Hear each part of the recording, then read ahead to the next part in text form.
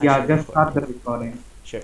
Okay, so basically, um, the basics of sequences series are these two definitions, where sequence is a list of real numbers. These are some examples. And series are sum of numbers, especially in a sequence. So these are the two basic definitions.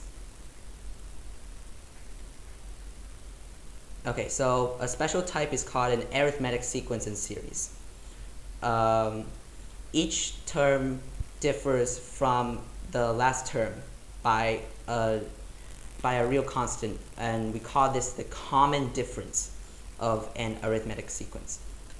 So the nth term of an arithmetic sequence is a1 plus n minus 1 times d, because a1 is the first term, and we're adding n minus 1 of these differences to this nth term,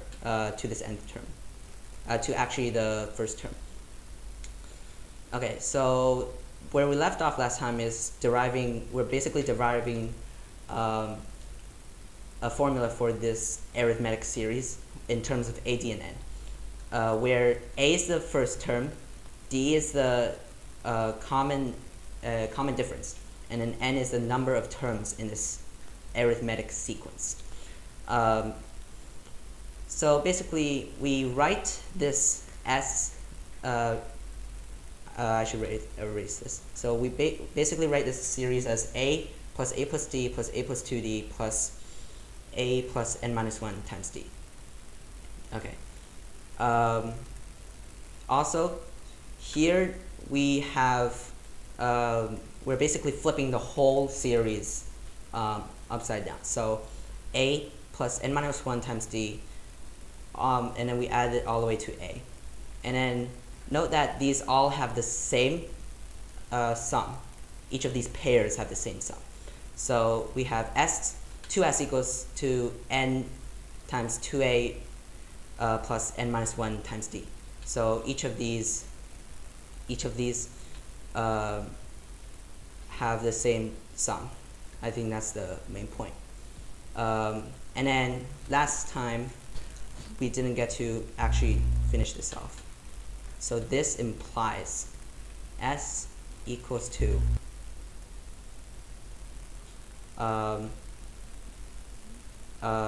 n times 2a plus n minus 1 times d all over 2. And then this is actually the formal closed form, but it's a little hard to memorize. So we will rewrite this as n times 2a plus n minus 1 times d over 2, and then which is equal to the actually let's not skip any steps. A plus n times a plus n minus 1 times d. Oops. N minus 1 times d over 2, which is basically n times a1 plus an over 2, because this is the nth term.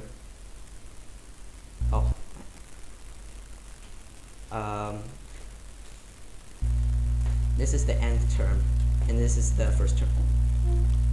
Okay, so in English, in plain English, this is the so the sum of the first n terms of an arithmetic sequence. So basically the sum, which is equal to the first n, so the number of terms in this sequence times the average of the first and last terms. Okay. So this is a good way to remember arithmetic sequences, series, sorry. So let's move on to some examples. This is kind of laggy, actually. I don't know if I can just make this a little faster. Okay, so I won't be reading off these, but I'll just get the general idea of this problem. This is from the 2004 AMC10B, problem number 10. So basically, we have a top row which has 1 can, which is the first, that's denote the nth row as A1. Okay, yeah. So A1 is just one can. I'll just be using numbers here. So A2 will be 3 cans.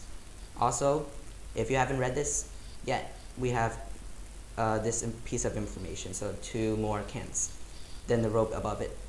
So as you can see, this is an arithmetic sequence. So it goes like 1, 3, 5. This is just the odd numbers, first n odd numbers. And then 1 plus 2 times n minus 1. This was the this is the first term, and then this is like the common difference. Okay?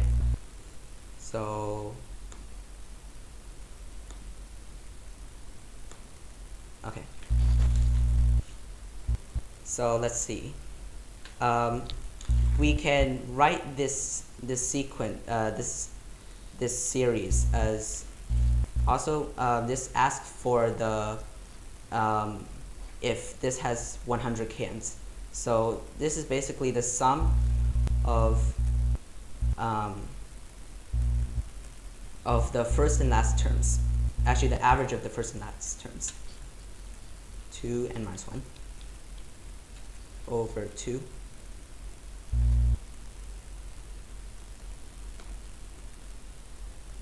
okay times n, and it is just 100. Also, this simplifies to n squared equals 100, which means n is 10. So we have 10 rows in. So this asks how many rows does it contain, so the answer is 10. The next one is a little bit more complicated, but not, is just uses a little symmetry, but I'll get to that later. So this is just a simple application of the arithmetic series. Arithmetic series. So okay, so we can just write a car rolls down a hill, so it travels 5 seconds in the first 5 inches in the first second. Sorry. So A1, again, we can denote this as A1 as 5 inches, and then it travels 7 more in each 1 second interval. So basically, the second you will get 12 inches.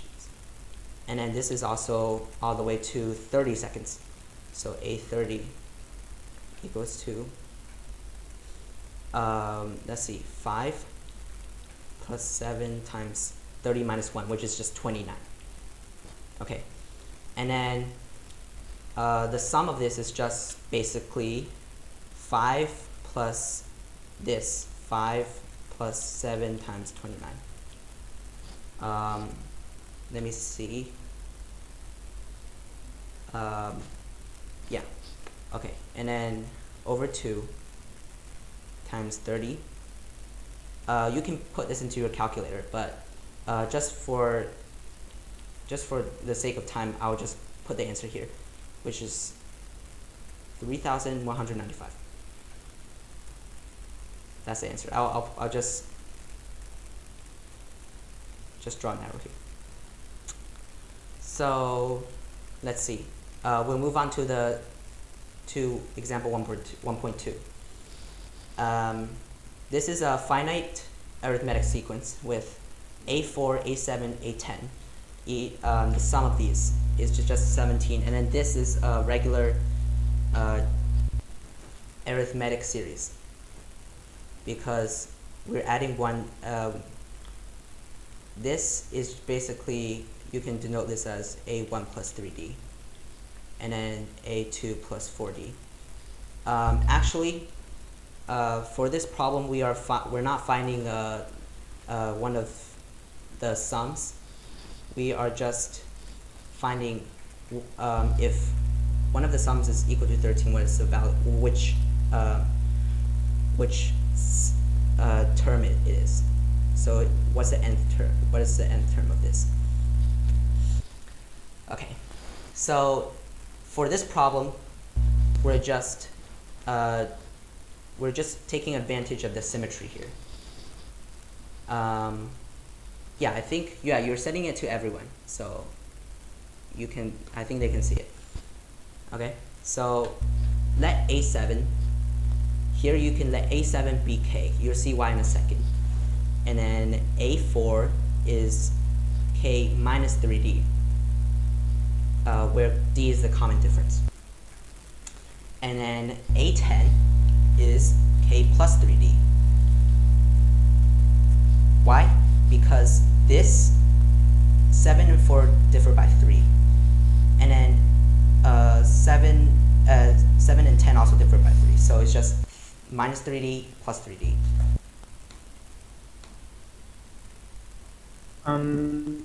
Someone in the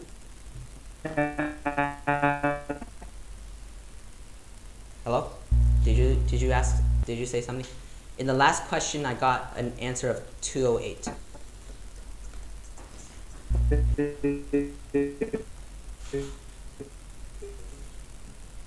That in the last question they got the answer as 208. 208? If you could go the solution of the last problem very quickly. 2021 AMC 10A problem 4. Yeah, check your computations again, because this is not 208. The answer is actually this answer right here. So this is actually the correct answer. You might have done something wrong with the computations, because just read the problem a little bit more carefully. It differs by 7 inches. And it starts from 5. So, yeah. Also, I forgot to say this. You can try these examples along the way. I'll pause for you to try the example for the last one. Daniel, I wanted to say that you can close the chats, and if there are any questions, I'll read them for you. Sure, okay. Yeah. Thank you.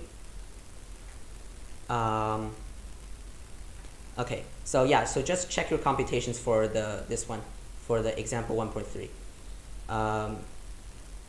You guys can try this, but you can try this along the way. So K, why did we choose minus 3D and plus 3D? Actually, why did we choose A7? Because we're taking advantage of the symmetry. When we add all of these, it's going to be equal to 17. And the 3Ds cancel out. Thus, we get 3K equals 17. K equals 17 over 3. So this is A7. This is A7.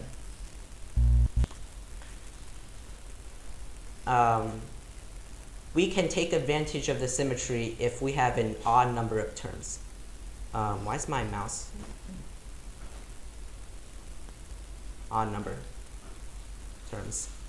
You can also do that for even, but it's more convenient if you have an odd number of terms. Okay? So for example, this has, again, an odd number of terms. This has 11 terms. So you can take advantage of the symmetry yet again here. So this is, so I'll just write this here. Symmetry is very powerful. Symmetry. Very powerful problem-solving tool. You'll see it a lot. So we get, let's see my notes.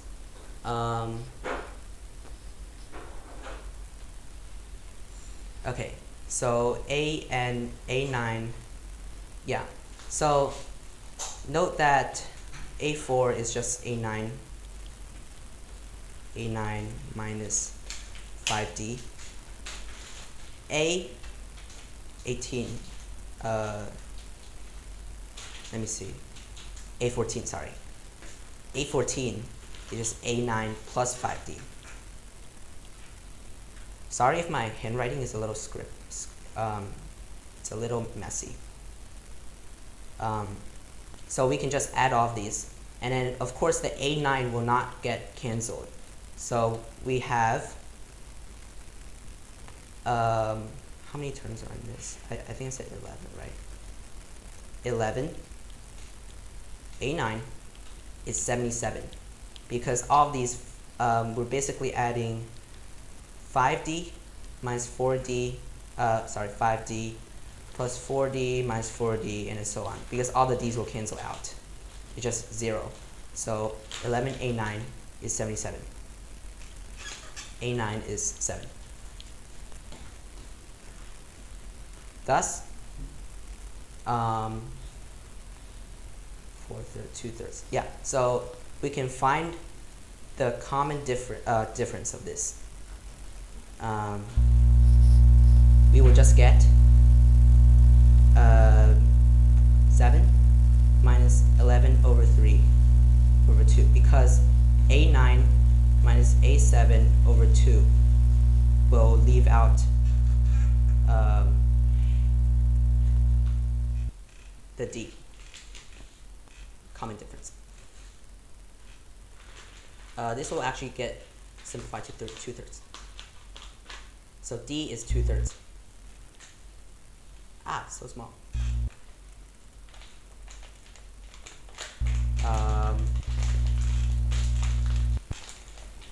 Okay. So we got D equals 2/3. Okay. So that what does that tell us? We also got A9 equals to 7, right? A9 equals to 7. Daniel, Yes? can you just check the value of D again? D again? Can you just check the value of D again? Yes. Like the common difference? Oh. Yeah. Sorry. 10/3, 5/3. I think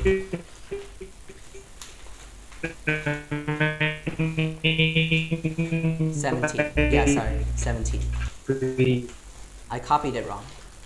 That's the value of A7. Yeah. Yeah, sorry. Yeah, no problem. Yeah. So copied it wrong.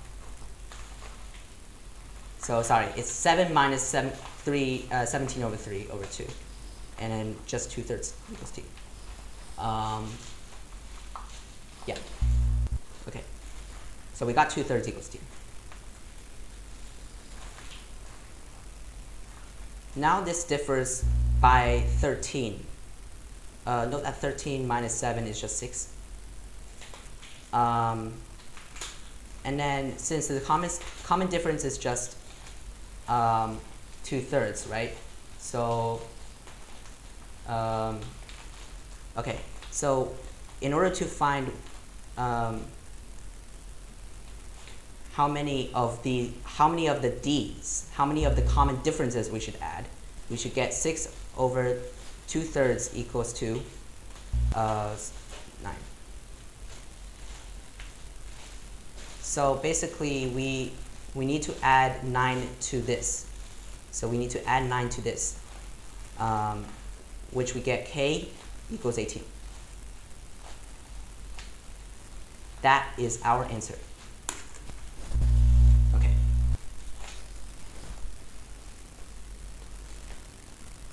Any more questions? GSHOC? No, there aren't any. Okay. I encourage everyone. Sorry, I can't really hear you. What is the value of k? I think they did not understand the value of k.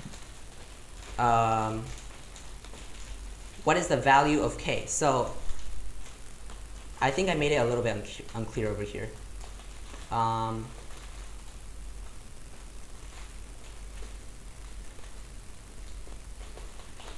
yeah.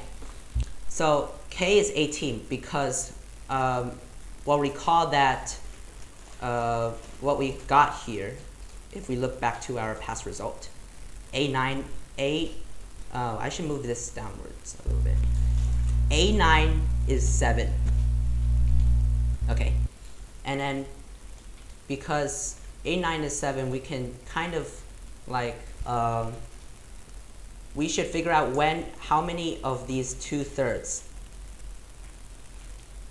Do you guys get it now? Not 2/3 D, 2/3 of K. Or just, let's say, M equals to, what was that? What was that? 13. So how many of these common differences do we need to add? So this is just 2/3 times M.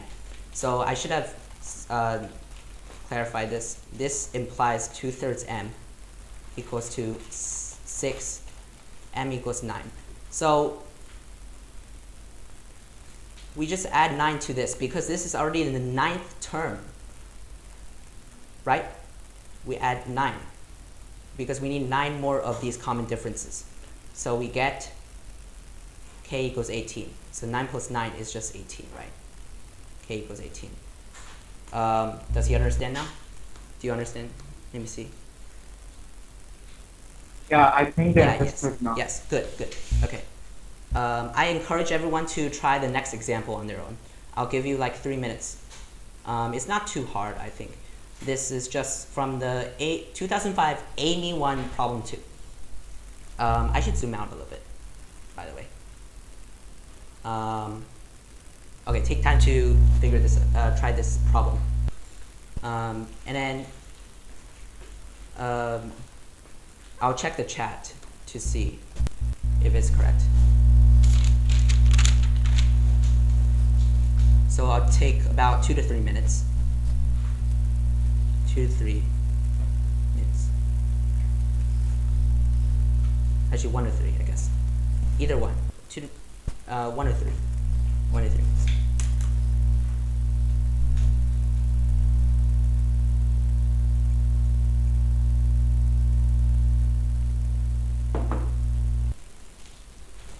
I will present the solution in 2 minutes.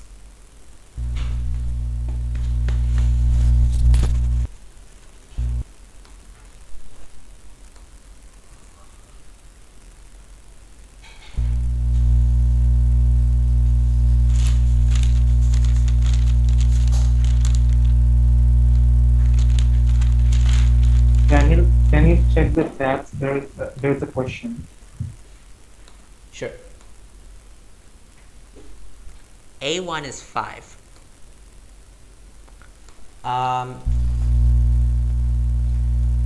is 5. We don't need the value. You could do it that way, but because we're doing we're starting from A9. That's why. And then we so I'll just type in the chat here. A9 is, so start from A9 is what was it? 7. Okay? Start from A9 is 7. Once you figure out the value of A9, then you can figure out the rest of the sequence.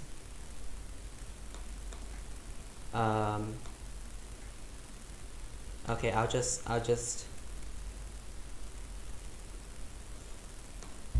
I won't say if it's correct or not. So 29. Okay. So everyone finish up this problem. Get to it now.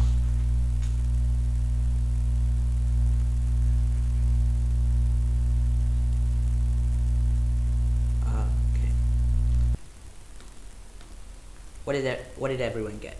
My answer is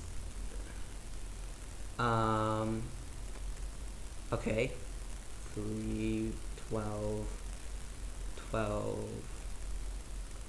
Okay, good. Yeah. So here the answer is 12. I'll walk you through how I got it. So basically, S of k denote the increasing arithmetic sequence whose of integers whose first term is 1. So first term is 1, and the common difference is k. So note that from our examples, the nth term is 1 plus n minus 1 times k. And then for how many values of k does contain the term 2005? So basically we're just equating this to 2005. So because it will be true for some value of n and some value of n, k and n respectively. Subtract 1 to get n minus 1 times k is 2004. Thus we get, also you should factor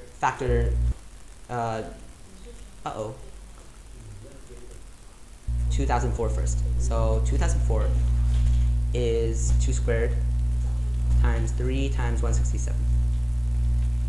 And then from, if you know a little bit of number theory, you can know how many factors. Number of factors is equal to 3 times 2 times 2, which is 12. I recommend you to search the number of factors up if you don't know why it is 12. We're just basically adding 1, so this can be 0 to 2, this can be 0 to 1, 0 to 1. So just 3 choices, 2 choices, 2 choices. Let me see the chat. Yeah. Now you just get the number of values of k. So k, there are 12 values of k. For the AIME, you should put a 0 in front of these two. Note that because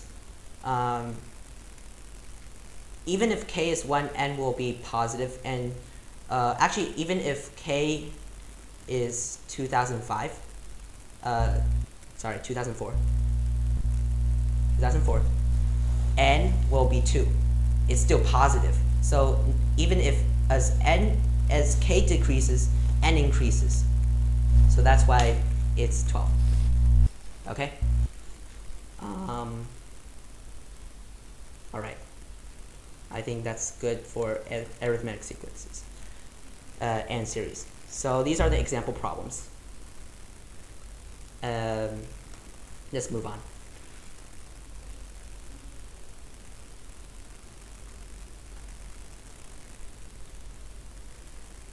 Okay, so let's. So the next type of sequence is basically a geometric sequence and series. So instead of adding, we are multiplying. We are multiplying by a constant. So multiply. So we get a as the first term. This is the first term, okay? AR, because we're multiplying by r. AR squared, AR cubed, And then the nth term is pretty easy. You just multiply by r n minus 1 times. So instead of multiplying, you're just instead of adding, you're multiplying. So nth term, the nth term is AR n minus 1. Okay? Since A is just defined to be the first term. Wow, okay. Yeah. I geometric sequences are very useful actually. So a series, yeah, okay, I think I did it a little bit unaligned. So let's do finite geometric series. So okay, I'll try not to talk that fast. So finite geometric series are derived a little. It's like a little bit like an arithmetic series. Just instead of adding, instead of flipping the whole thing, we just multiply. So we get red. I think I should use another color. Let's say S equals to A plus AR dot dot dot plus ARN minus 1. This is the nth term. Instead of flipping this won't help at all. So we would multiply by R. Okay, so this will be a very useful strategy, just multiplying by the common, also this is called the common ratio. I forgot to explain. This is called the common ratio. Okay? RS is just AR plus AR squared NN plus ARN. Right? I've covered this in my handout too. Yeah. So basically, what you would have to do is to subtract and then multiply by -1. You subtract, you get S minus RS equals to, well, this is going to be here. This is not going to be here. Anything else is not going to be here. And then this is not going to be here. And then because there's no ARN here, right? There's no ARN here. We're gonna have an this remaining term, ARN. Thus we get S equals to A minus ARN, R to the nth power, 1 times divided by 1 minus R, and then you get A times R to the n over R minus 1. This is the formula for determining the first the sum of the first n terms of a geometric sequence. Okay, does this make sense? Let's see.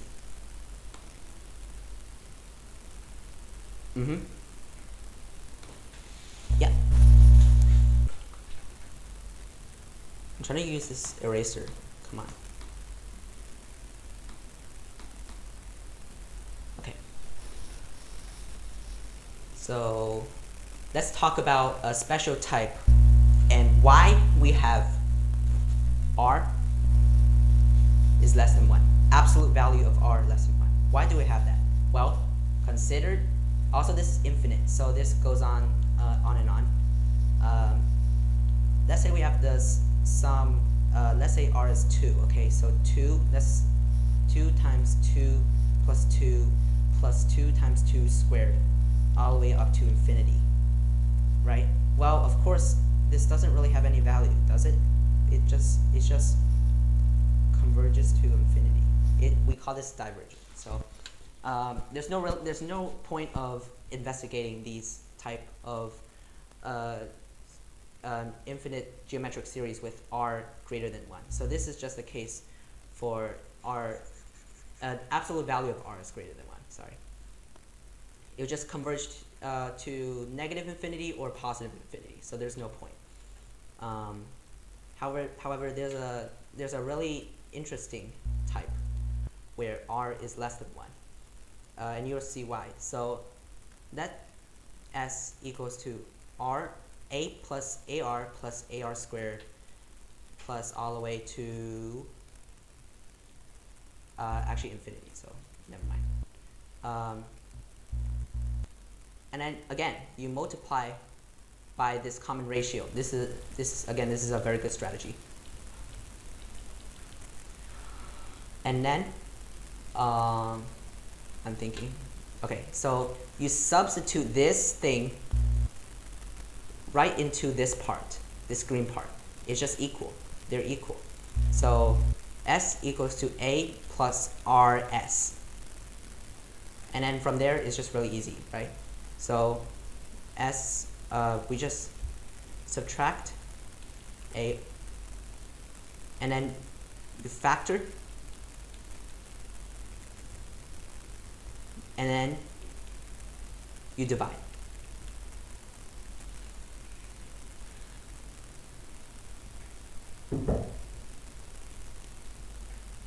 As you can see, R is not equal to 1.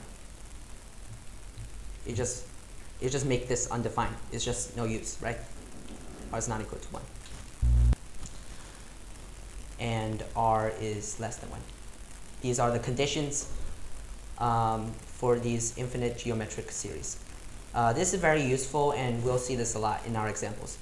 So let's move on to these couple of examples.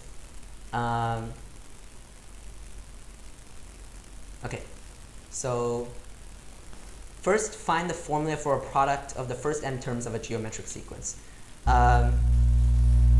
So I'll walk you through this. Oh no, it's P. Is a product. So product is just A times AR times AR squared to, be careful here, it's AR to the n minus 1, because this is the nth term. Thus, we just get, there are n terms, right? A to the n. A. They pop up everywhere. And then we get R to the 0, 1. 0 plus 1 plus 2 plus ... to n minus 1. Does anyone have a... Yes, good. So I've seen some people in the chat have already figured it out. This is just A to the n R to the n times n minus 1 over 2. Why? Well, there's a formula. This is just 1 plus 2 plus ... to n minus 1. And then recall that if we replace this with A, we would just get, this is actually one way of deriving it. You have A terms times the average of the first and last term. And then this is kind of weird, so I'm just going to rewrite it over 2. So that is why we have n times n minus 1, because this is actually A, and this is A plus 1. Okay?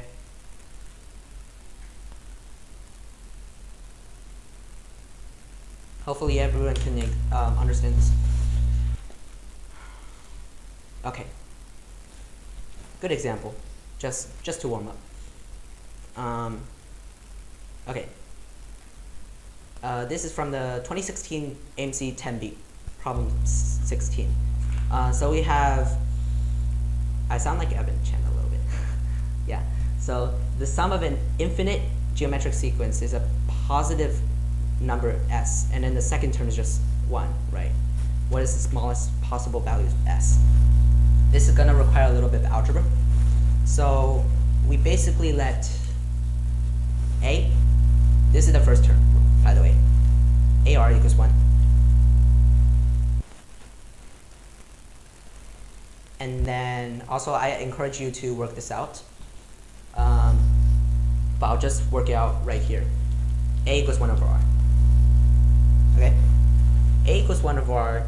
This implies that, again, we use the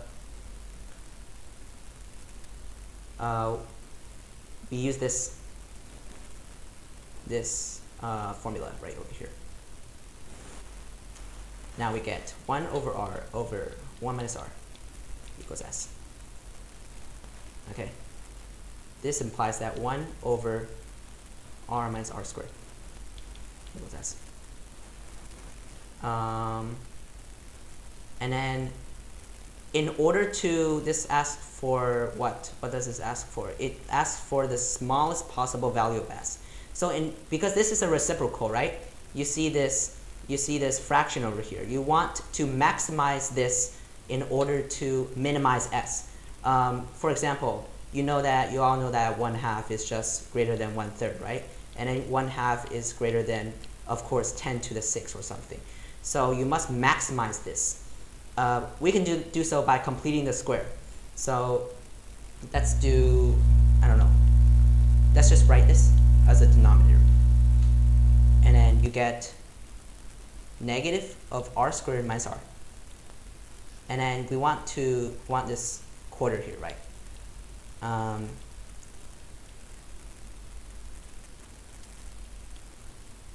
then this, because this is negative, we must add it back. This is a negative, so we're going to distribute. This will imply that r minus 1/2 squared. So this is just the denominator. Note that if you graph this somewhere, if you go on Desmos and graph this, yeah. So if you graph this, this is just a downward opening parabola, and then this is indeed the maximum. Or you can just have just something like this, right? And then this is negative, so k is indeed the maximum of this. So the maximum is just s equals to 1 over 1 over 4. It's just 4. So the answer to this problem is 4. I'm going to check the chat right now.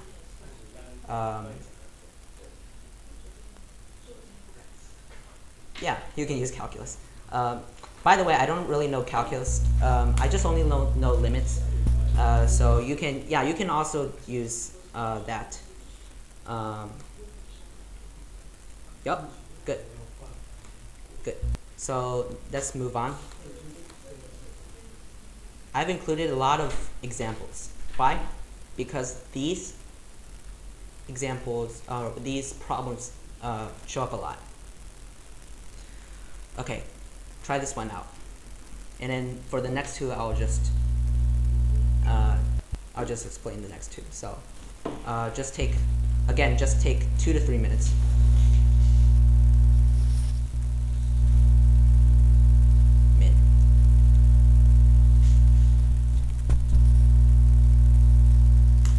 Okay.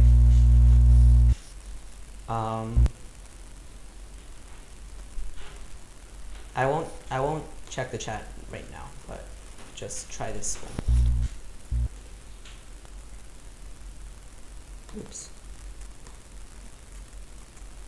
If you guys can't see it, I will zoom in.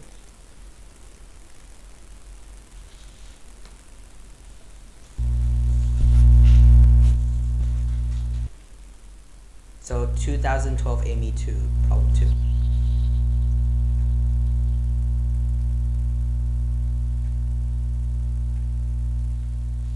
Just FYI, I'll be covering examples from the AMC and AME, also Harvard and MIT, but there will be no Olympiad problems.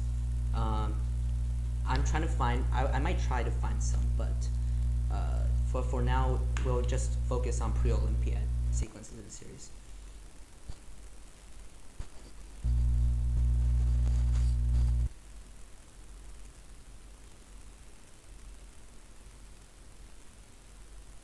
Yes, thank you, GSHOC.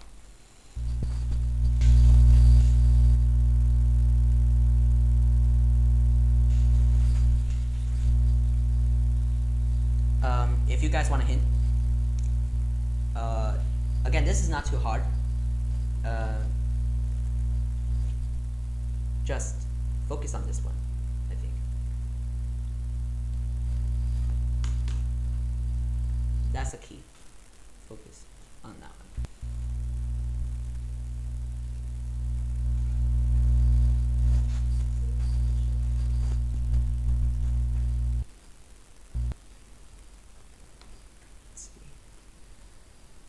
Alright, some people have the, I won't say if it's correct or not yet.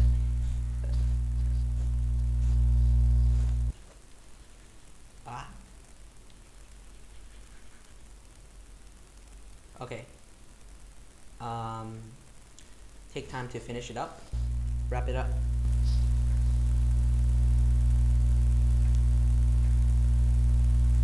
Oops.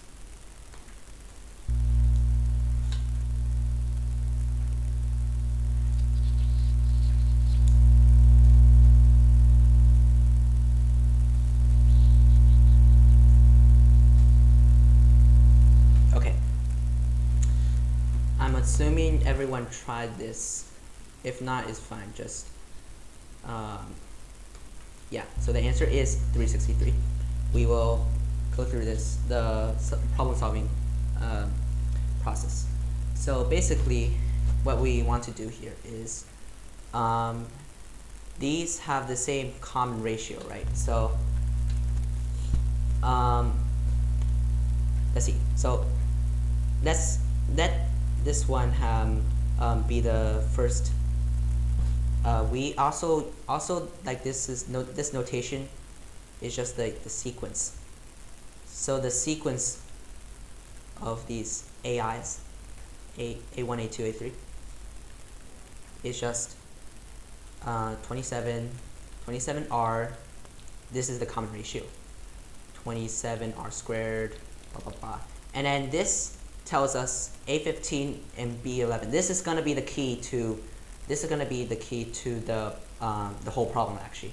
So 27R to the 14th is equal to B11 again. It's really hard to draw in here actually. So B11 is just 99.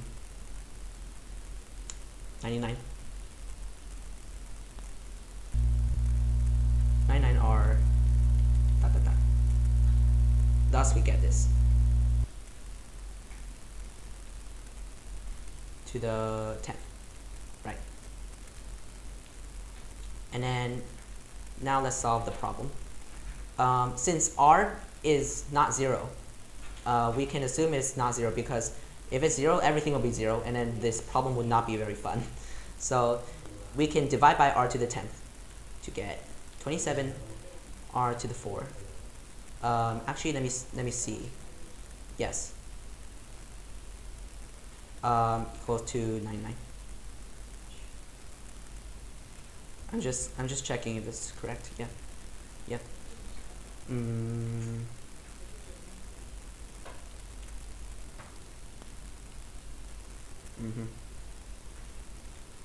Note that we need A9.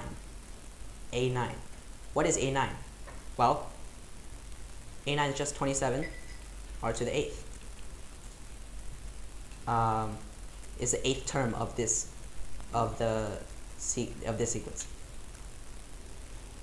So actually, we don't really need to do any more work. R to the 4 is, and before you start looking for these complex the complex roots, note that we already have 27. Note that this is just 27 R to the 4 squared. Looks like a 9. 8 to 9. Thus, we get 27 times 121 over 9. Since this is R to the 4, we're just plugging this in right over here. And then is A9. And then you guys got this answer, which is A9 is 363. And we are done. That is the answer to this problem. Alright, let's move on to the examples. This example. This one's a little bit harder.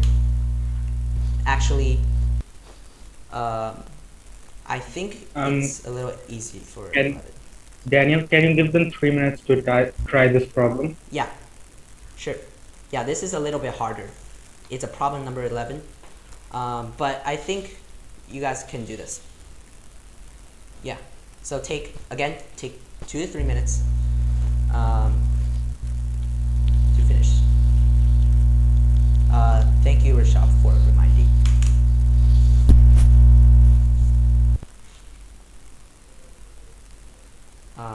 Yeah.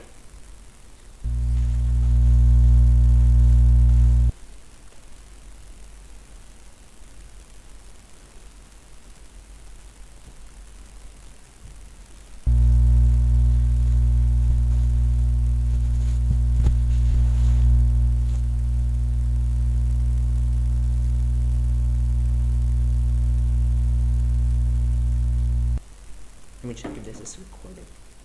Yeah, okay.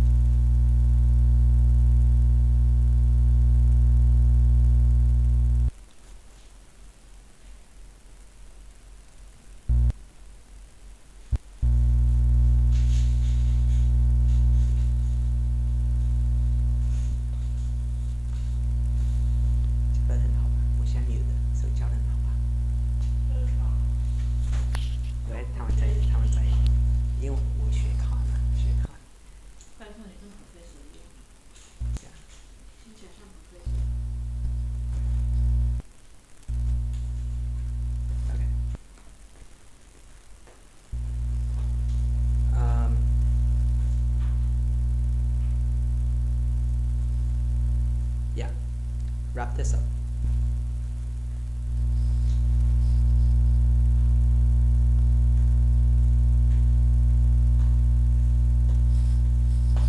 Okay, so what do we have here? We have two distinct real infinite geometric sequences. Also, when I solve this problem, I don't think I actually use this two distinct real series. Yeah.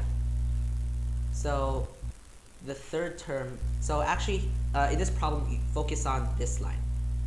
Third term of one of the series is 1 over 8. This is basically the key to the problem. So sum of 1. Okay, and also the second term of both series, right? The second term of both series. I think this implies that the series are the same, I don't know.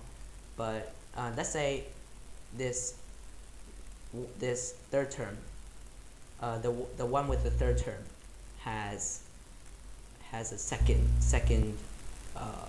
term of x. So let the one with 1/8, so second term, be x.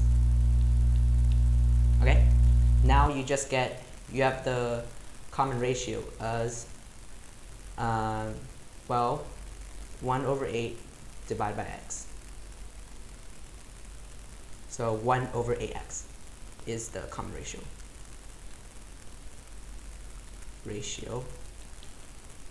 1 over 8x. Now you just get the third term. The first term as 8x squared. Because this is the first term, and then actually x 1 over 8x. Actually 1 over 8, sorry. We're dividing by 1, we're multiplying by 1 over 8x. We're just dividing by 8x every time here. Okay. So we basically have, recall A over 1 minus r is s. So recall this definition. Okay. Now you just get first term. First term is just 8x squared over 1 over 8 minus x. Because this is the common ratio, is just equal to 1. Remember, have a sum of 1, right? These have a sum of 1. So actually this particular sequence has this definition right over here. Now we just do some algebra. Multiply by that, multiply by 8x, 4. Be careful not to silly this one, okay? 64x.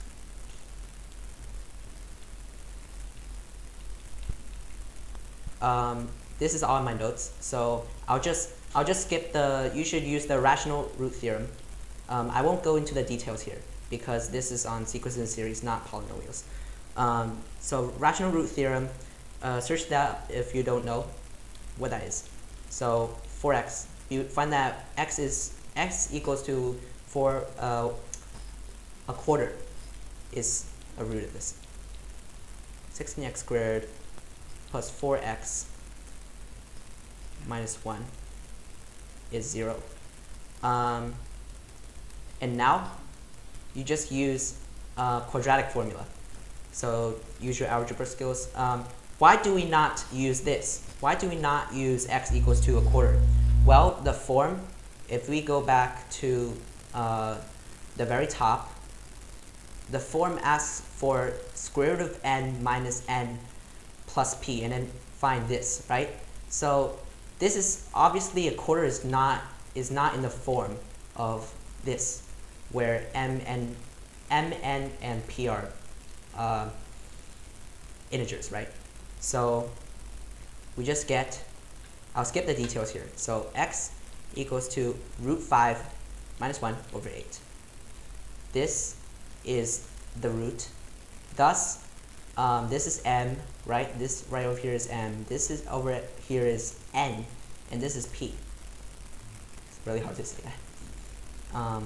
So basically, 500 plus 10 plus 8, so 518. Okay, so let's see how you guys did in the chat. Good. Yes. Yeah, it's tough. It's a number 11, so don't worry. Once you get used to these types of problems, you'll be able to solve them quicker. Okay. This one I'll cover on my own. This is not an arithmetic series or geometric series. This is called, please search it up if you need to, arithmetico geometric. I don't know how to say geometric series. Okay, arithmetico geometric series. Why? Because we're adding 1 to, look at these coefficients first. We're just adding 1, right? Adding 1, adding 1, adding 1. And then this is kind of like the common ratio, right? CR, common ratio. So we just get, so 1 over 1998 is like the quote-unquote common ratio. So just CR. Also, I forgot to say that this is from the 1998 Harvard MIT. So it makes sense to use these 1998s. Okay, I'll just solve this directly. So basically, what you want to do in these types of problems is you get, what was it? 1? Yeah. 1 plus 2, 1 over 1998. You just write this one time, and then you multiply by the quote-unquote common ratio. You'll see why in a second. 99, this is S. I forgot an S here. S equals 1 over 1998 plus 2 times 1 over 1998 squared, and then so on. I should write one more term here just to make it clear what we're doing.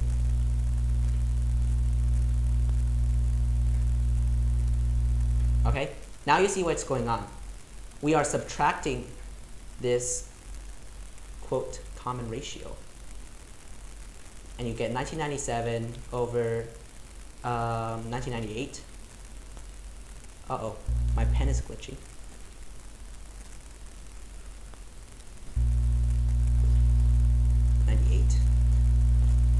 Equals to S equals to, well, this remains, and then 2 minus 1 is just 1, right? So 1 over 1998 plus 3 minus 2, 1 over 1998 squared. Aha! That's what we're doing. We have a geometric series. Geometric series. And don't worry, this is less than this r is less than 1, so we can actually apply the formula for an infinite geometric series. We get this 1 over, this is the first term, 1 minus 1 over 1998.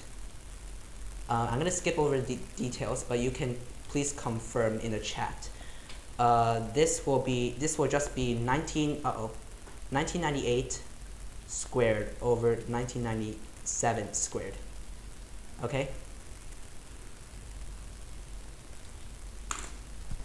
This is the answer to the arithmetical geometric series. So that's actually how you tackle these kinds of complicated series. Yeah.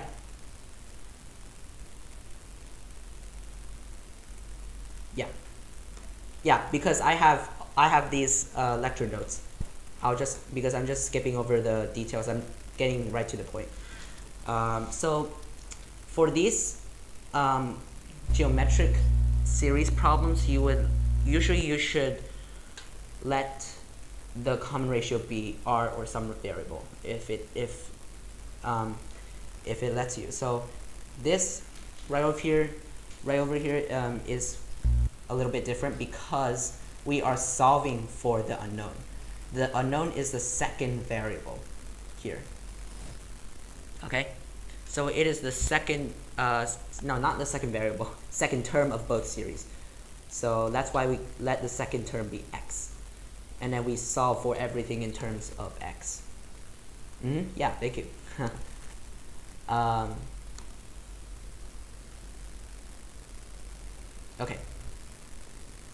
Okay, so after I cover this last, after I cover this one more topic, I'll give you guys a break for like about 8 to 10 minutes. So let's cover one more topic, and then we have 2 more topics, which is on telescoping series and algebraic recursion. So this is summation product notation. Yeah, so this is what we call summation and product notation. I think a lot of you guys are very familiar with this, but I'm just gonna cover a couple examples just in case. So let's say we want to do, well, remember that, let's do the simplest series right over here. 1 plus 2 plus 3 plus ... n.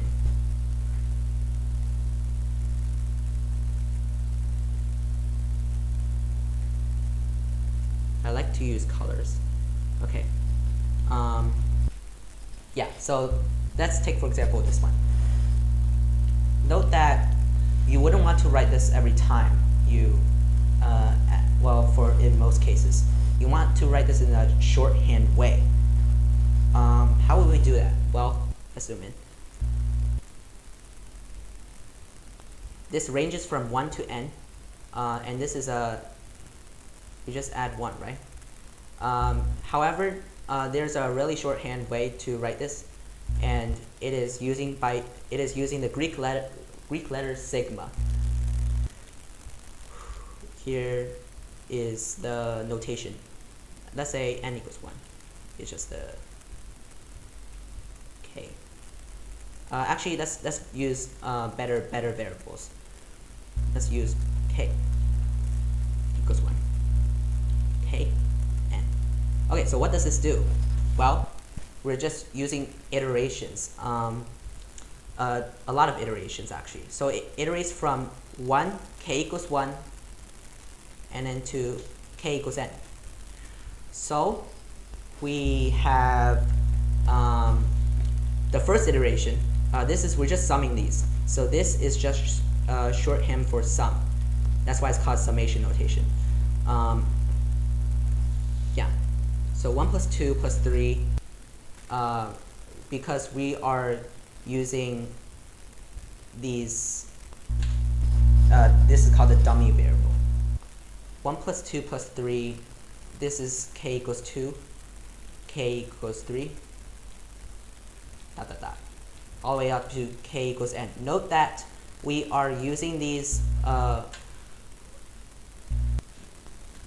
variables. So this top variable is just, we're including this. So this is just ranging from k equals 1 to k equals n inclusive. So whenever you see this sum, you should think inclusive, not exclusive, not something like 2 plus 3 dot dot dot. No, we include these two. Okay. A question might be like, does it go from decreasing, increasing to decreasing? Not really. We would use negatives instead. So 330. All right. I don't know. I think we would end by, yeah. Actually, we would end by 330. Yes, IST. So yeah, this is also true for products. So let's say, recall the definition, n factorial equals n times n minus 1 times n minus 2 dot dot dot, all the way to 2 times 1, right? You can also write this as this, believe it or not, this is actually called pi. Pi. This is just the uppercase pi, while the lowercase pi is just 3.14159, dot dot dot. Also, just a thing to, just a fun thing I know about, fun fact about me, I know about 50 digits only, 53 I think, 50 digits of pi, but that's not a lot, of course. I think I memorized this back in 3rd grade or something, just a fun thing.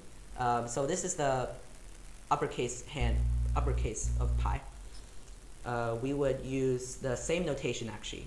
So n equals 1, we're starting from this iteration, and then going up all the way to n. Again, we have to use k, sorry. Equals to this. Okay? Yeah. I think I should memorize more digits, to be honest. Let's do some quick examples. Actually, in order to use these notations properly, you would need to know 3 useful, well, lemmas kind of properties. So we have these 3 properties for any real sequences. What did I write here? x1, x2, dot dot dot, xn, y1, y2, dot dot dot, yn. And I should use another color to make it more interesting. So let's name these 3. So number 1, I'll just, property 1 is sum of, I think I should use I equals 1. It doesn't, note that these don't matter. This property will hold even if I is -1, I is, I don't know, 57, it doesn't really matter. So this property will always hold. Sum of axn, so we're summing all of the of these of these terms in this sequence, but we're just multiplying by a equals to this. We can only factor, well, quote unquote, factor this a if and only if this is not in terms of this expression right over here.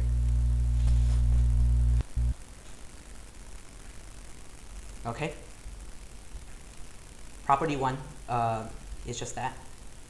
Property 2 is basically just the sum of the two. So actually this doesn't really matter. So we can just sum them pairwise, and then this will just equal to the sum of all the xn plus the sum of all the yn. This will also hold. And then number 3 is okay, so this is just nested sums. This is very useful if you have some sort of nested sum, which is xi, yi. Actually, let's use n again.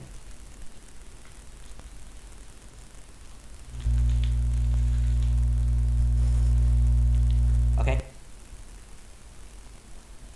Thus, we get xn, yn. Also, this is just multiplying.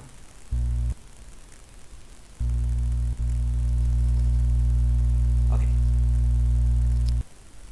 I think I should write a little bit more neatly. Okay. So this is just a nested sum. So you're just summing this first, then summing whatever this expression in terms of these two variables. And then it's just equal to the sum of these two sequences independently. Okay. Okay. Now let's do some examples, and then we'll take a break.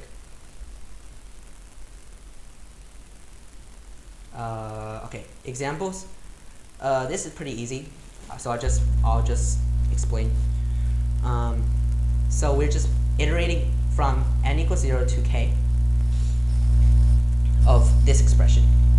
So let's do, well, n equals 0, then it's just 2. N equals 1 is 7, plus n equals 3 is just, we're just adding 5. Remember, this is just an arithmetic sequence, series.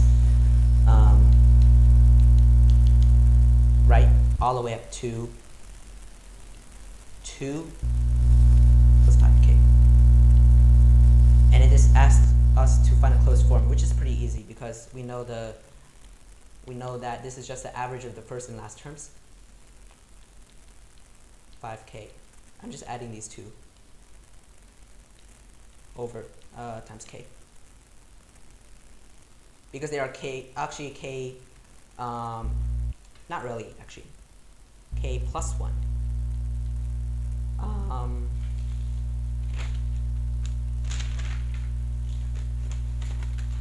Sorry, I'm just organizing my paper, the paper over here. So let's, yeah, k plus 1 because we're including 0 and k. Now we just get, the answer is just k plus 1 times 4 plus 5k.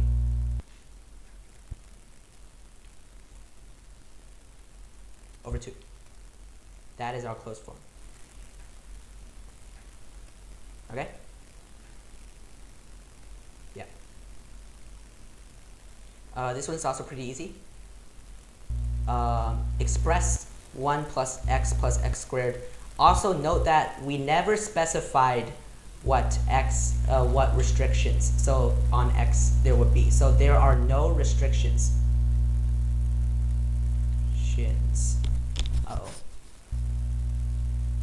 No restrictions on s. So we cannot just say, oh, 1 over 1 minus x. No, you can't do that because we never had, x can be anything, right? So we just use sigma notation. Also, it just says sigma notation, so you can't really use a closed form. There are multiple ways to write this actually, but the way I would write it would be from, let's use a equals 0, x to the a, all the way up to infinity. This infinity is just basically saying we're summing, where there are infinite terms in this series. We're not necessarily summing to infinity, just there are infinite terms. Okay? Okay, let me check the chat. Yep.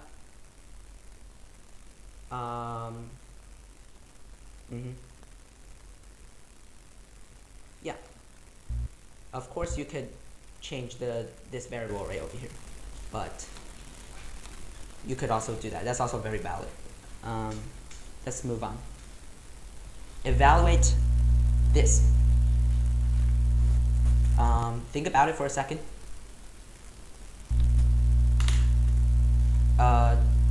Just take like 20 seconds on this. It shouldn't take long. In terms of k.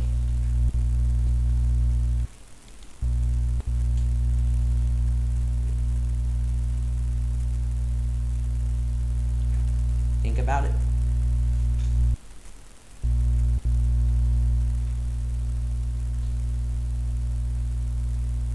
Okay. Recall our three properties. I'm going to use the mini-map. Recall our three properties. You can see that the first property just collapses the problem immediately. Yeah, so we have a equals 2, and that's it. The problem is done.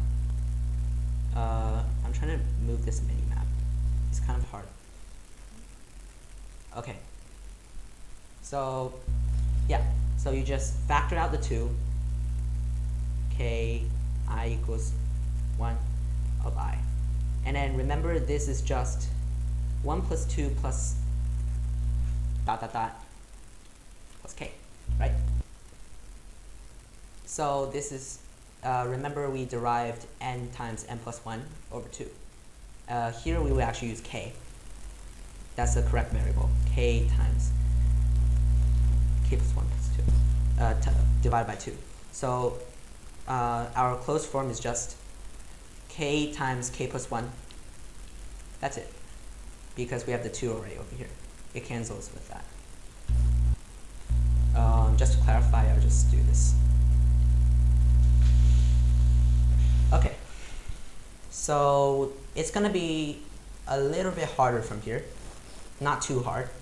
Try this example on your own. Yeah. Take like 2 minutes. I'll give you a hint. A big hint, actually. Use the 3 properties, one of the 3 properties.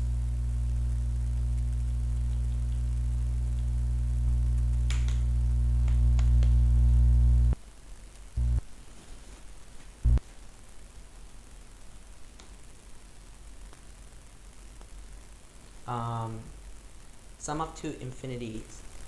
Okay, yeah, so like when you sum up to infinity, you're basically saying there are infinite terms.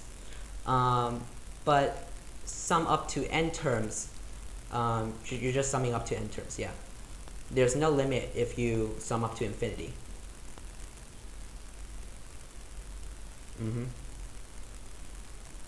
Yeah. Good.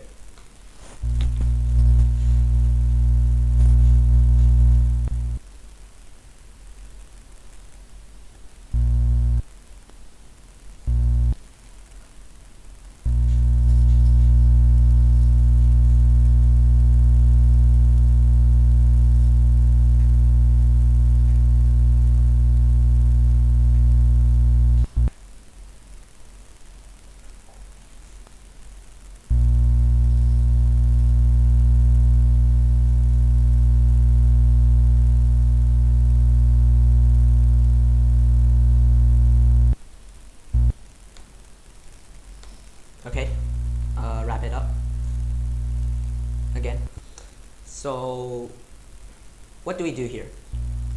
Okay. Note that this thing is in terms of j equals 1, right? And this is just 1 over 4i times 1 over 4j. Okay? But we see that this isn't really part of this.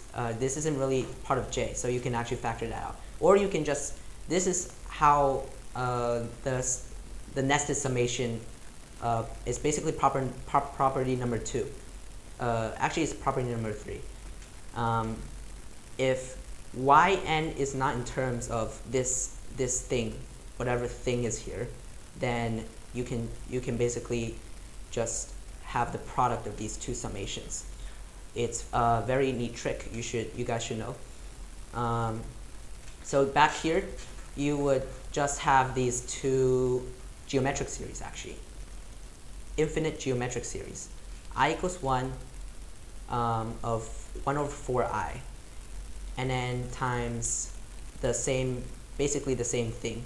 And then if you want to simplify this even further, you can just write this as the whole thing squared, actually, because these are just, it's the exact same thing except for different variables. This is a j, right? Yeah, so you can just write this as 4i infinity squared. And then now you have this thing, right? 1 over 4. It's just a geometric series. So you can just write this as, if you're not sure, you can just write this as this. 1 over 4 cubed, dot, dot, dot. Okay? So now, this is the common ratio is always 1 over 4, and is less than 1. So of course you can use this this formula for this particular example. Okay, I'm gonna skip the details again. It's just gonna simplify to 1/9, if I'm correct. Yeah. 1/9. 1 over 9. Okay. Did everyone get 1/9? Yeah, squared tends to 0. The answer tends to 0 because are you talking about like the but recall the definition of the infinite geometric series, right? We can actually evaluate the geometric series if it's if r is less than 1.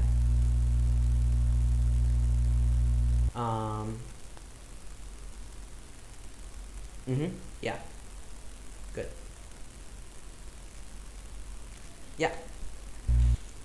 Don't worry if you make a mistake here. Everyone's learning.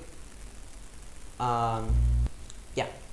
So the answer to this thing is 1/9. Don't get too scared if you see one of these pop up, especially like in the Harvard MIT. I see a lot of the sums pop up in the competition. So just know the 3 properties. Okay. I really like this one. It's basically the same thing as last time. It's the same thing as example 3.4. Try this example.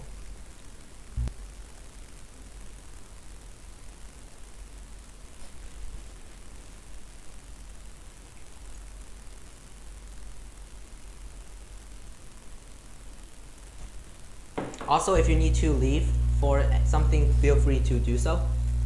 This lecture will be posted on YouTube soon, so you don't need to worry about missing any of this material. So try this nested summation. It's not. I'll just give you a hint. It's not too different from 3.4. So think back.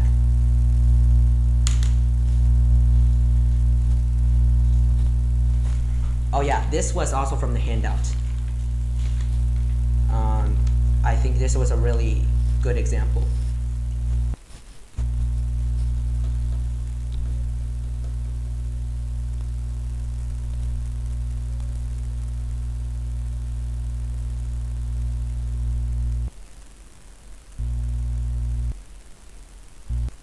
Okay.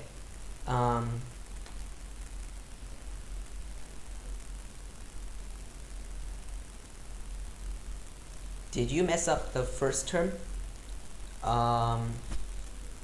Given I equals 0, j, no. No, I was telling someone to Oh, oh, who got the answer in the chat. yeah, no problem. Thanks for clarifying now. This was, I think this was given by someone in the mod chat on Discord. So I have to give credit. I think I forgot who it was. I think, yeah, I forgot. But credits to him for providing this.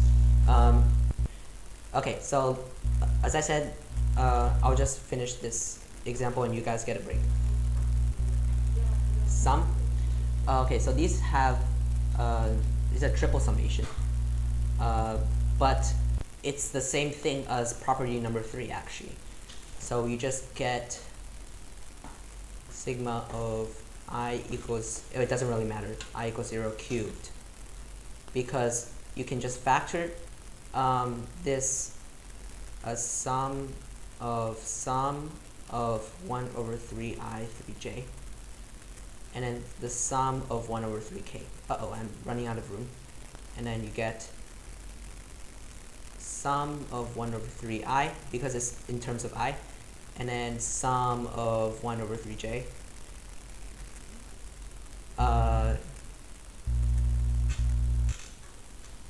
3j, sum of 1 over 3k. 1 over 3k. And then basically it's just multiplying now. So it's just cubed. That's why it's cubed. Now this is just 1 over 3i. Again, you use the formula. Also be careful. This is I equals 0. The first term is 1, right? 1 over 3 to the 0 is just 1. And then the common ratio is that, cubed. And then you get 3 over 2 cubed, which is just 27 over 8. This is the answer.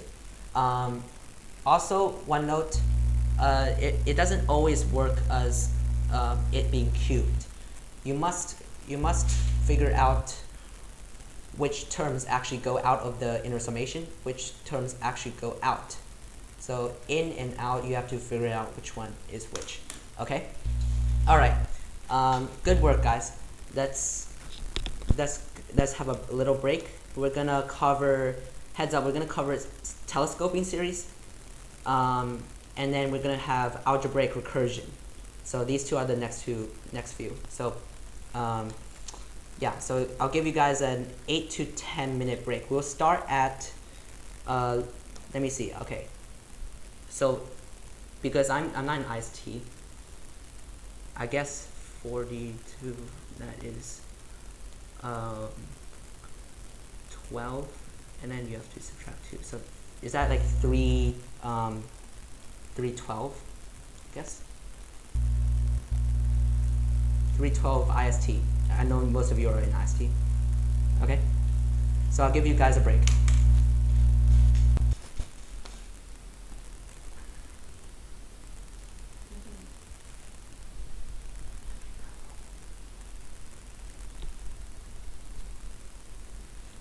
Also, Rishab, should I pause the recording or not?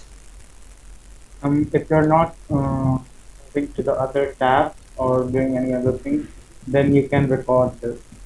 Okay. Because we want only one file to be uploaded. Okay, sure. I'll just keep recording this then. Yeah, that would be better. Yeah. 312 IST.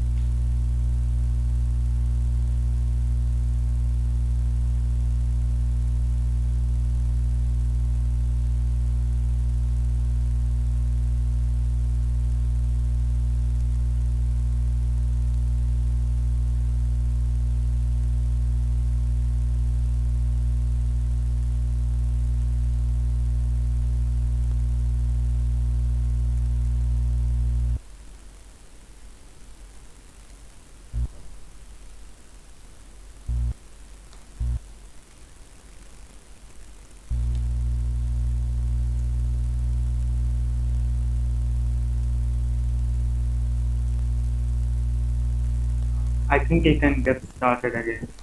Mm-hmm. Okay. Also, if they're on Discord, you can just message them again because I only see 5 participants. Yeah. Okay. Okay. Okay. So I'll wait, I guess.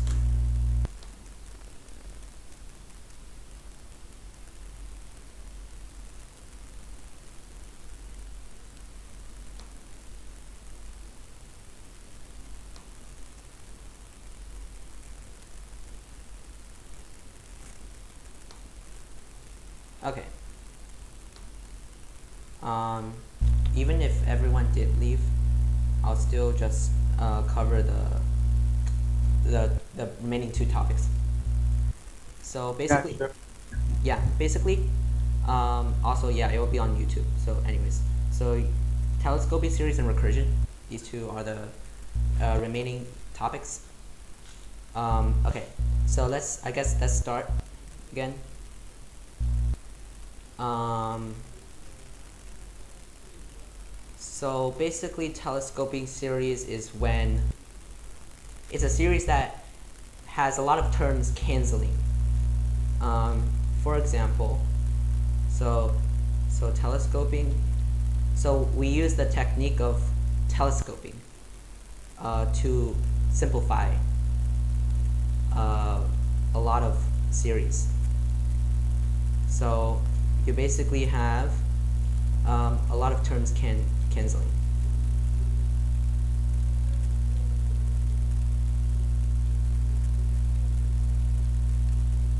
Okay. Um, One example could be, let me think. Well, like a simple example would be 1 plus 2 minus 2 plus 3 minus 3 plus 4, and then so on. This pattern will continue until, let's say, k minus 1 minus k minus 1 plus k. As you can see, these will all cancel, leaving 1 plus k. Just a random example, but this is basically the idea of how telescoping works.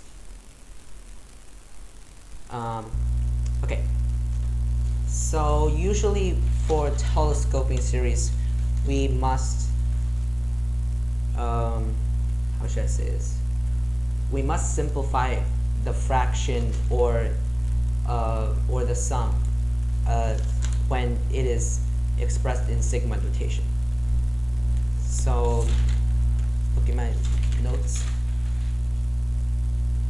So let's do, so the definition is here. So these examples are all from the handout, if just FYI.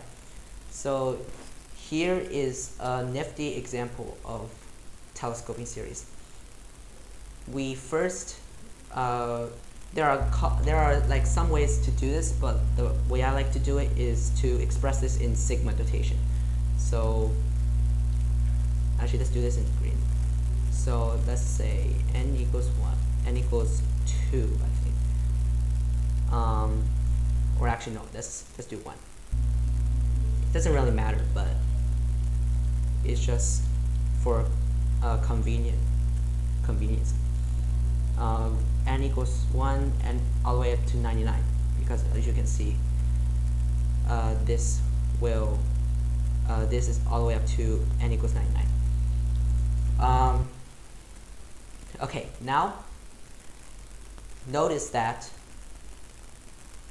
this is the clever trick right over here. So 1 over n minus 1 over n plus 1 is equals to 1 over n times n plus 1.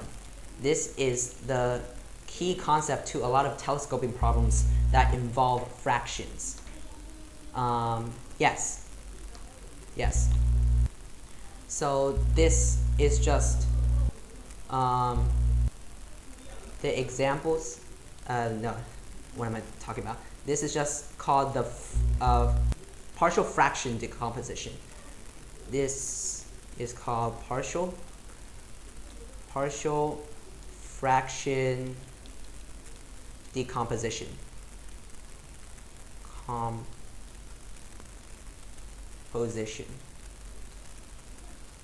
Where you see in this denominator, you have a product of I don't know, like variables, and then you decompose. That's why it's called decomposition.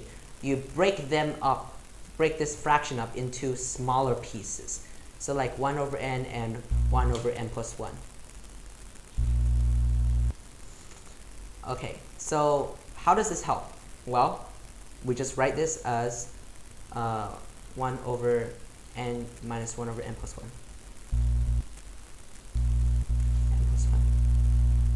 And then you just write this out.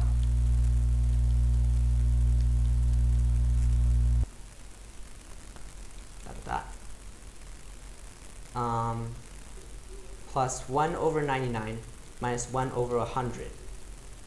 And then thus this becomes, this cancels with this cancels with this, and then this also cancels. Oopsies, what happened? 1 over 100. And then you get 99 over 100. So this is the answer to our telescoping equation. Not really series. So this is just 99 over 100. Usually you would need to break the fraction up into a partial fraction decomposition, or you can just try to simplify the numerator and the denominator and hope things will go well. Usually they will if you spot if it's on like the AMC or just anything else. Okay, this is a very good example of telescoping equations. No, what am I talking about? Series, telescoping series. I encourage everyone to try this series out. I'll give you a hint. Just try to simplify this part. Don't worry about everything else.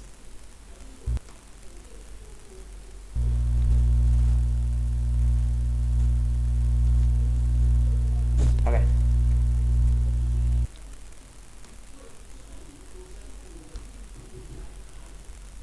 Okay.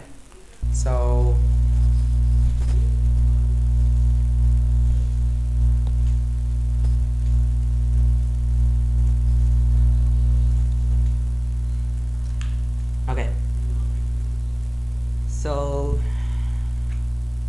yeah, just try this out. 2021 IOQM. I forgot what this stands for. Rishab, can you please put it in the chat what this stands for? I forgot what it was. It was problem number 3. I'll also be covering problem number 18. Problem number 18. Okay, that's Indian Olympiad qualifier in mathematics. Okay, it's like the AIME, right? It's like AMC. AMC, AIME. Is it like? Yeah. Yeah. Yeah, it's the first stage for mathematical Olympiads in India. Yeah. Oh, that's cool. AIME. Yeah. Thanks for the info. Okay, let's cover this example now.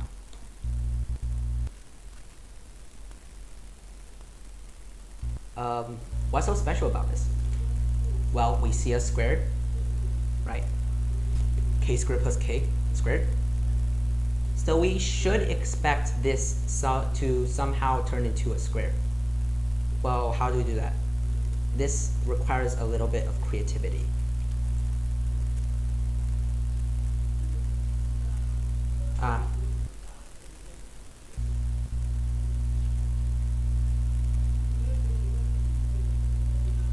That is the key. That is the key to the problem, right?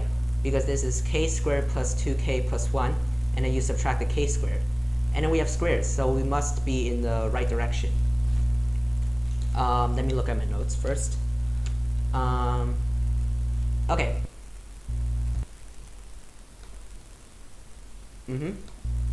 Yes. definitely, yeah. So that is the key to our this example. So let's simplify this fraction. So we have 2k plus 1 over k squared plus k squared. And then applying this identity, we get k plus 1 squared minus k squared over k squared times k plus 1 squared, because this is just k times k plus 1, and then this is all squared, okay? Okay, so now this just simplifies to 1 over k squared minus 1 over k plus 1 squared, because the k squared cancels with the k squared, and the k plus 1 squared cancels with the k plus 1 squared. So this is just basically the same thing as our example from here. Okay, so now we just apply telescoping series. What was the variable again? I think it was k. Yeah, k. K equals to, I'm forgetting what this was. K equals 1. So k equals 1. K equals 1. 1 over k squared minus 1 over k plus 1 squared is equal to 0.99999. I think that's a little bit, I think I said like 5 nines. I think there are 4 nines. So you write this out. Always write the sum out into this k. Actually, not in terms of k. So 1 over 1 plus 1 minus 1 over 2 squared plus 1 over 2 squared, and then I don't know what happens here, but like it eventually simplifies to 1 over n plus 1 squared. And then this cancels, and then we are left with this is all equal to 0.9999.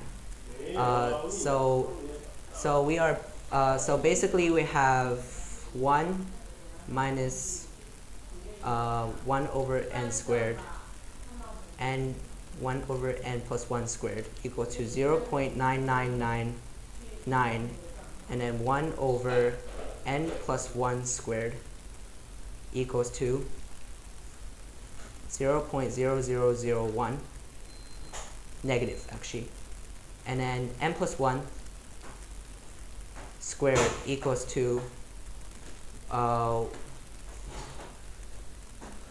I think that's a little bit, are there 4 nines here?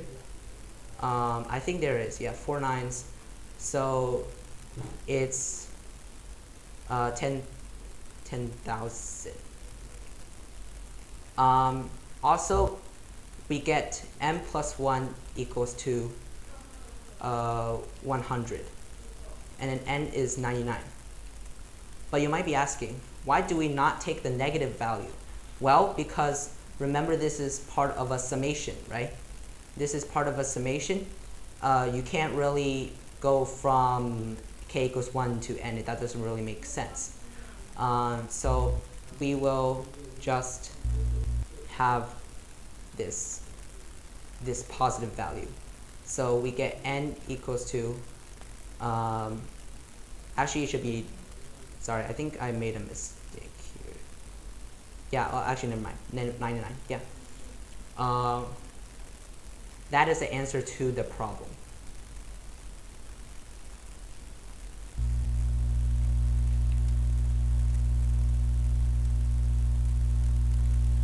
Okay, let me check the chat.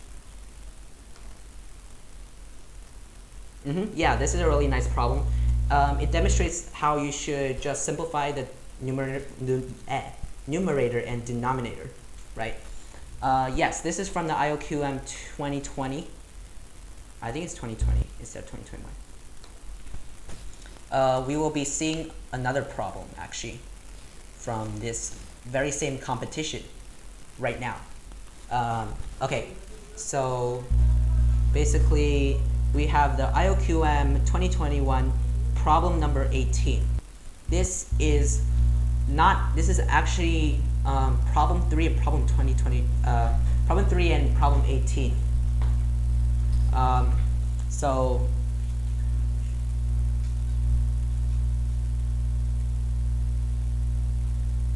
basically problem 3 is also from the same competition. Yeah. So I encourage everyone to try this out.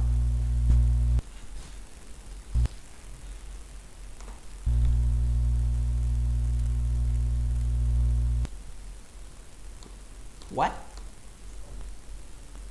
This was from some Chinese Olympiad. Yeah, like it was from some 1990 Chinese maths Olympiad, but they copied it from there. Oh wow, that's interesting. Thanks for sharing. Yeah, sometimes we use old Olympiad problems for recent ones. I think the AMC also does that. Yeah. Mm-hmm. Starting with a few terms. I've never thought of that. You could do that. You could write each of these iterations. Yeah. So take like 2 minutes. Try this one.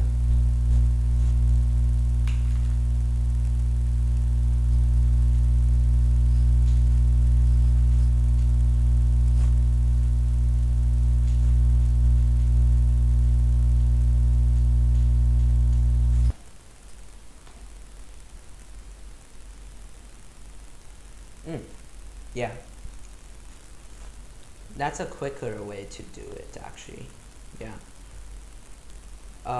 For this example, I'll show you the algebraic method.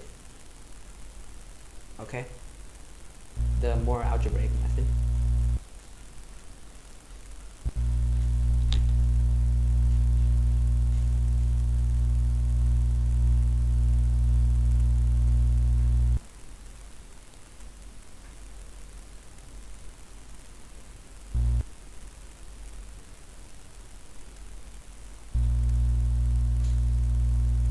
Okay.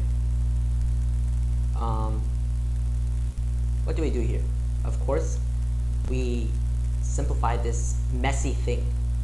Actually, it's not that messy because we have these squares.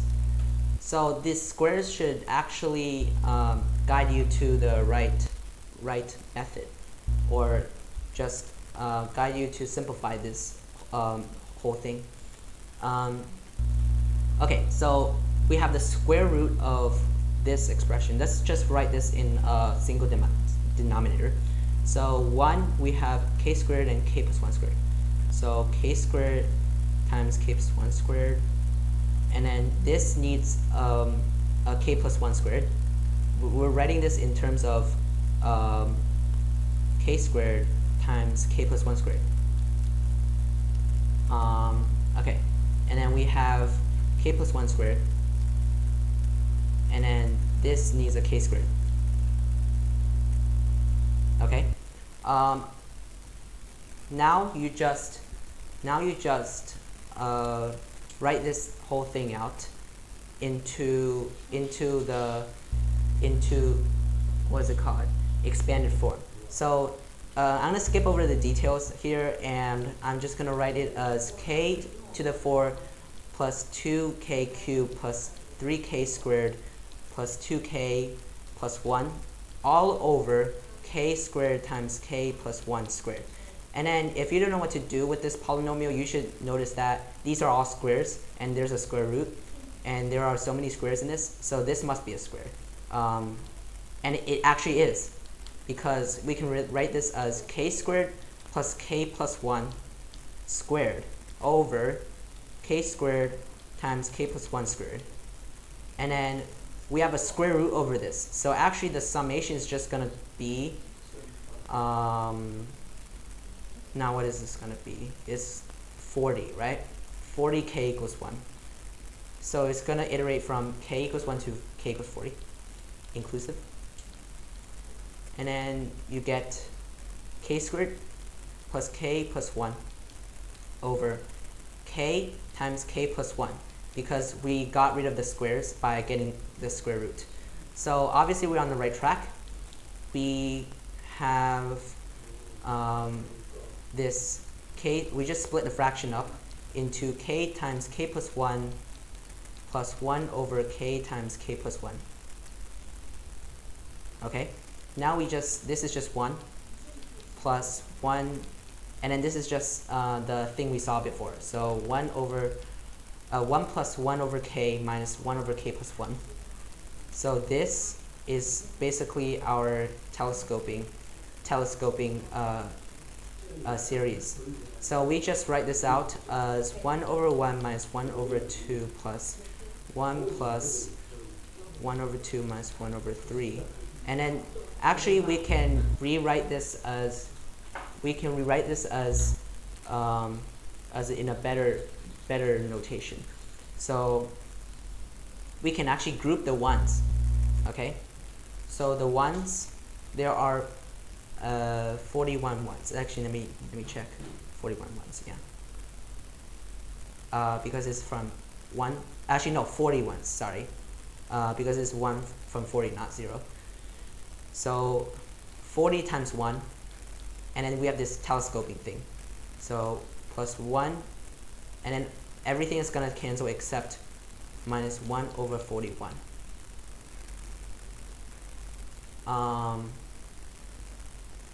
Okay, and then we get 40 plus 40 over 41.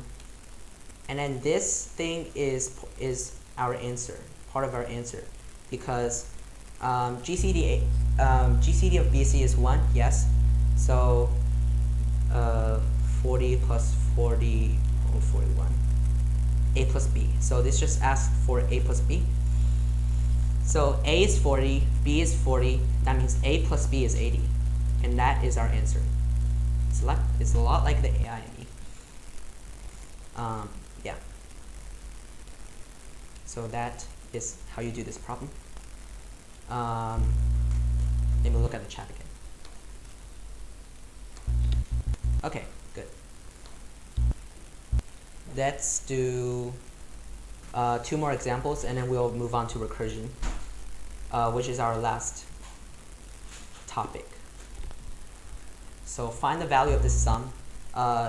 This was proposed by Nirov. I don't know if he's still here, but credits to him. Also, yeah, just try the same technique. And then we'll do one more. So try this one, and then the next one I'll just walk you through it. Let's see. Oh yeah, Nirav is here. Yeah. So credits to him.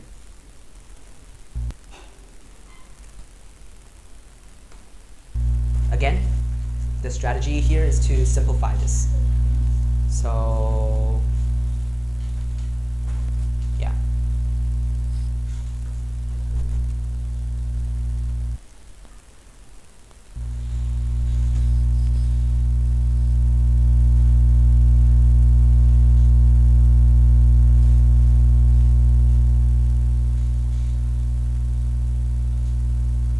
Side note, these examples are all from the handout. So if you still don't understand, you can just review my handout again. Yeah.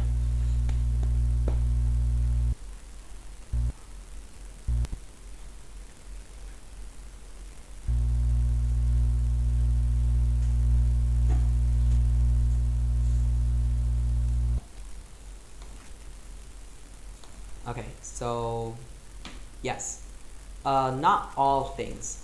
Most of these examples, but I'm just gonna say that these telescoping examples are all gonna be found on the handout.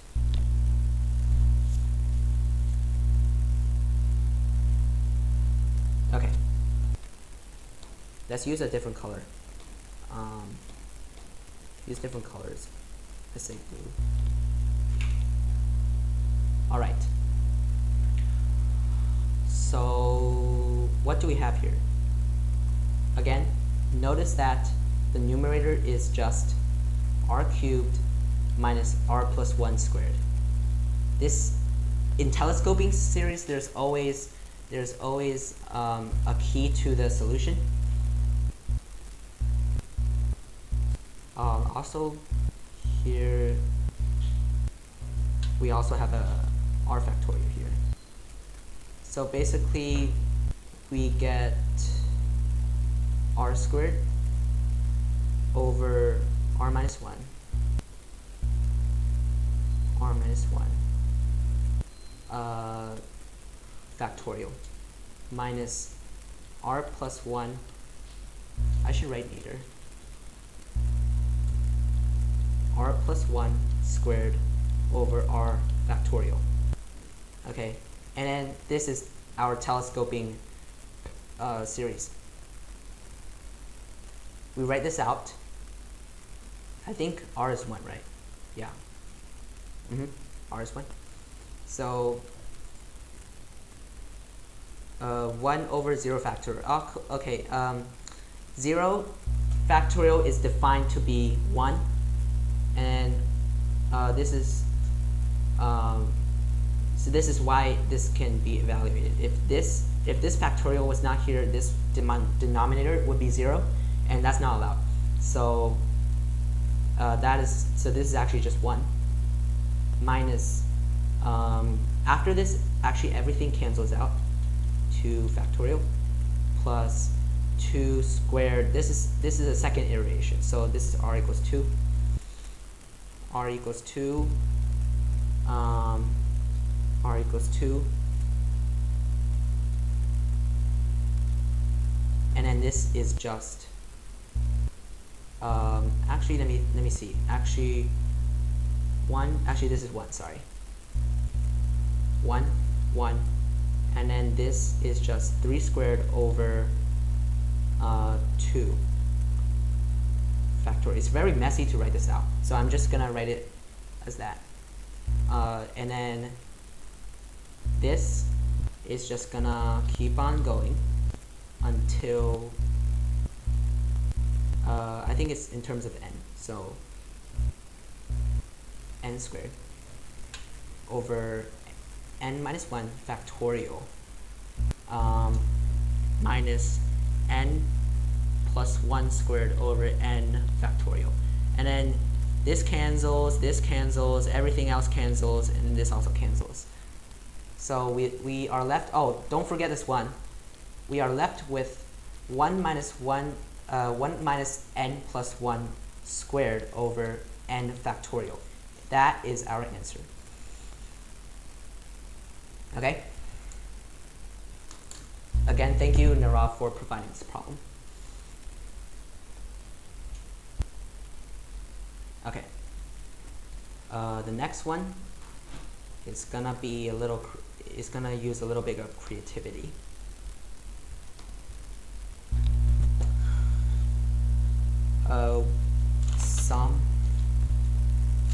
Daniel, you can give this problem as a homework and explain recursion. Yes. Yeah. So I think we're running out of time. So this will be, I think I'll post this somewhere. Where should I post this? I'm gonna post this on. It's okay. You can write homework. Yeah, this will be homework. So just find a closed form for these two using telescoping. Because it's kind of messy to do k-squared, so I will do it later. Maybe. Okay. See you. You're welcome. I have some experience with tutoring actually, so that's why I have. That's why I sound a little bit like Evan, I guess. Okay, so I think we should quickly cover recursion and then we're done. So definition of a recursion is, I'm going to try to explain things a little bit faster now. It's basically, it's a function, it's basically the nth term is defined as, in terms of the previous terms. So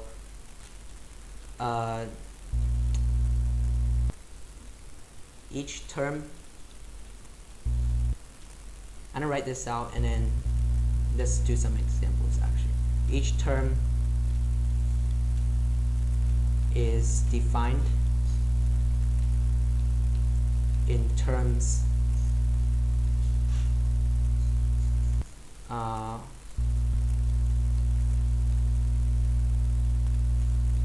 previous terms. Most of you know a famous example of this, which is the Fibonacci numbers. It's a very good example. We usually define the first few terms. I think we usually define, is there F0? I'm not sure, but like F0 is 0 and then F1 is 1. And then this is defined as each term for n greater than or equal to 2, greater than or equal to 2. We get Fn equals Fn minus 1 plus Fn minus 2. This is a recursion. So the sequence goes like 0, 1, 1, 2, 3, 5, 8, 13, 21. Okay. So this is an example of, these are called Fibonacci numbers. Fibonacci numbers. There are also other recursions, like Catalan numbers, but someone else will cover that as a counting lesson. So recursions are actually very useful. They are used in computer science and also in counting and probability. But for now, we'll stick to the algebraic recursion. Okay, so I'll walk you through this example. So basically, I think I missed this problem when I was doing the mock test. We have this sequence S1 to S10, and then for n is greater than 3. So it's like a lot like the Fibonacci sequence. So suppose S9 is 110 and S7 is 42. What is S4? Well, we get subtract S of n minus 2 to get S of n. Sn minus 2 is Sn minus 1. Thus we get plug in S, not S, 9 equals n equals 9. So 110 minus 42 equals S of 8. S of 8. Actually didn't do this on my own, but 58, I think 68, right? Yeah, 68. So 68, that's not the answer, I'm just circling it. What is S of 4? I think we should work backwards from this. S of n minus 2 equals, also we should rewrite this as S of n minus 1. So we just work backwards from there. S of 7 is 42. So S of 7, so S of 6 equals S of 8 minus S of 7 equals to 68 minus 42 equals to 26. And then S of 5 equals to, let's see, 42 minus 26 equals to 16.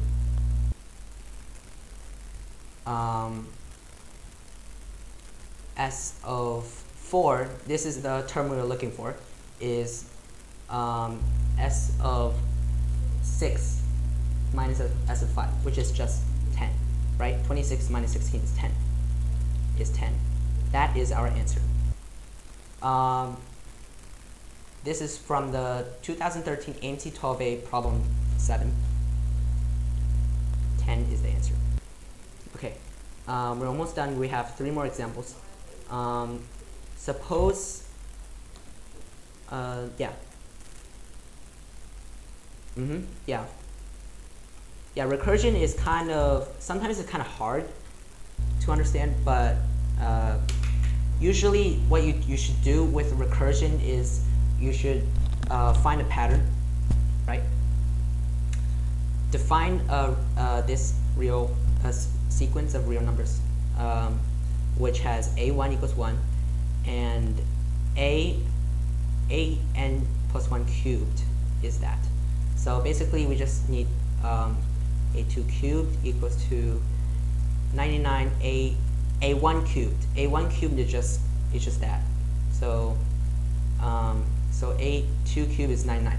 Don't take the cube root because you don't really need that. Because a3 cubed is just also actually looking at my notes here,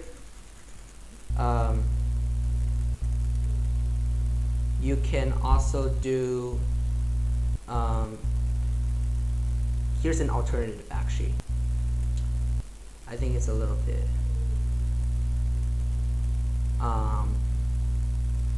and we don't need a cube, so this is just equal to cube root of 99.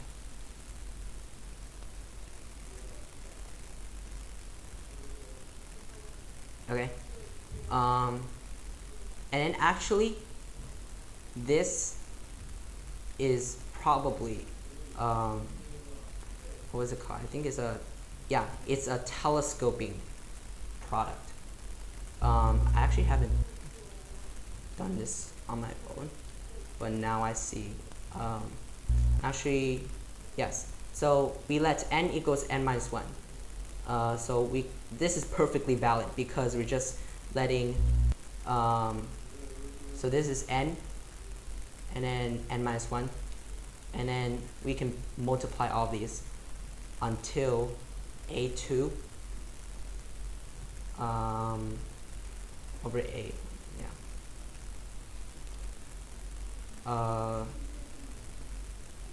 Okay, so remember that a1 is 1, right? Everything will cancel.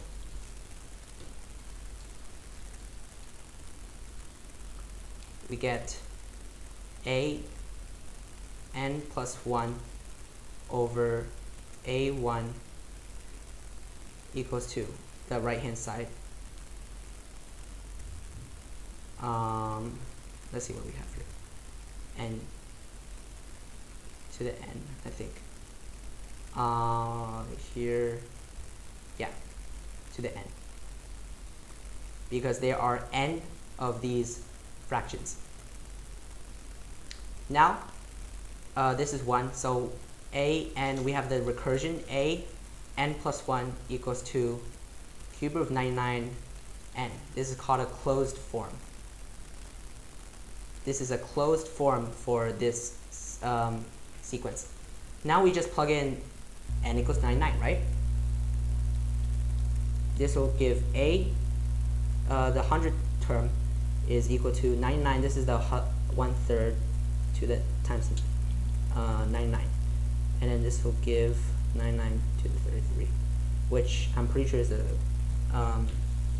is the correct answer. So the answer to this is a to the 100 equals to 9933. So basically we use the telescoping series, not really series, it's a product, a telescoping product to simplify all of this. This here, right here, is called shifting the index. We shift it down by 1, shift it down by 2, and all the way to a2 over a1. Geometric progression with r equals 100, r equals 99, sorry. Well, yeah,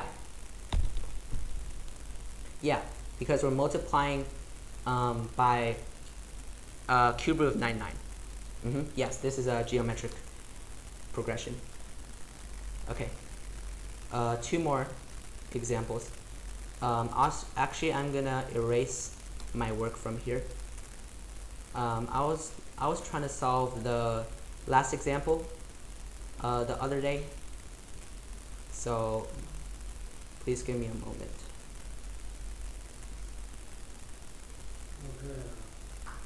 Okay, so So let's move on to this one. Since we don't have time, I'll just cover these two examples. So the sequence is defined by this recursion with t1 equals 2. And then for every positive integer n, what is t to the 99? Okay. So we just noticed that, okay, so just, we don't know what to do here actually. So you should just, when you don't know what to do, you should always just write out a few terms, I guess. 1 over 3. T3 equals to 1 over 3 minus 1 over 1 over 3 plus 1 is just negative 2/3 over this is plus 1. So 4. 4/3. Reciprocate that, and then you get negative 1/2. And then T4 is negative 1/2 minus 1 over negative 1/2. What's that? Plus 1. Sorry if my handwriting is getting a little sloppy here. Half. I might be doing something wrong actually. Negative 3 minus 1. Hold on. Okay, yeah, never mind.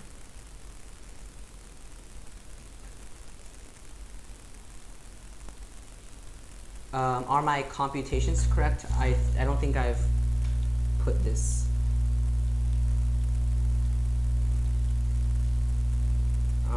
2, right? So what do we see here? We see that this sequence repeats, right? So 2, it goes like this. 2 1/3, 2 1/3, negative 1/2, negative 3, 2.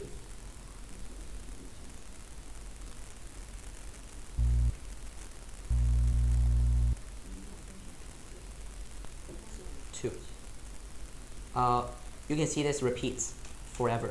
So this repeats in blocks of 4. That's the key observation. Okay, so basically we just need to take 999 mod 4. So you just get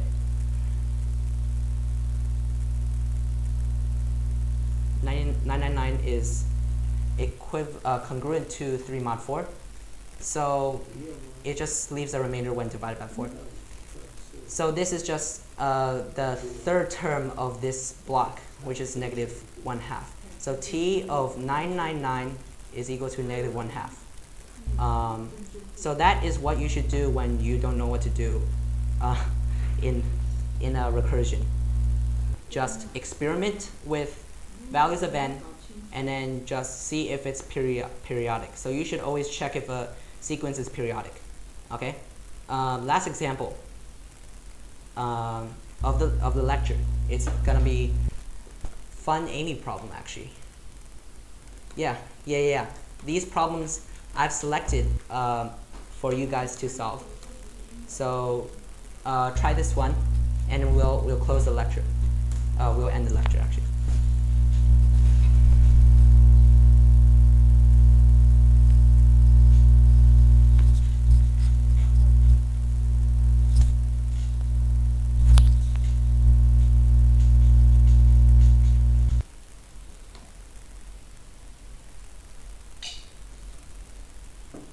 Sorry, I was just drinking water.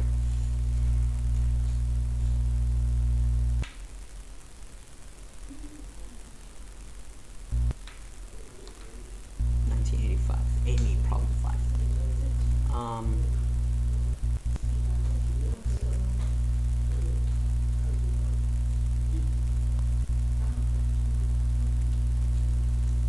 Okay.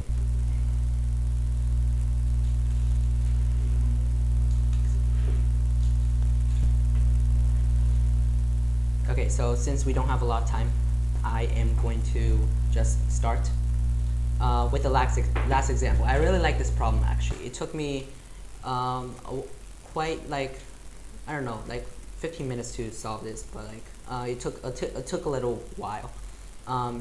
So let's have n equals 3. So plug in n equals 3, you get n, sorry, a2 minus a1. Since everything is defined in terms of these two, we can set a2 is x and a1 is y. And then let's use this. Okay, so this is just x minus y. It's as simple as that. Now you just compute the rest of the terms. A equals 4. N equals 4 is x minus y minus x, negative y. A5 is negative y minus this, right? So is negative x. A6 equals to negative x minus y, minus negative y, so x plus y. And then A7 is just equal to this minus this. So this is just y. And then A8 is just x, right? Yeah. So what can we conclude? Well, we can conclude that this sequence is periodic. How nice of MAA. Y, x, third term is x minus y. Be sure you don't silly this, or else it'll be really sad. Negative y, negative x, negative y, negative x, and then this one is just negative x plus y.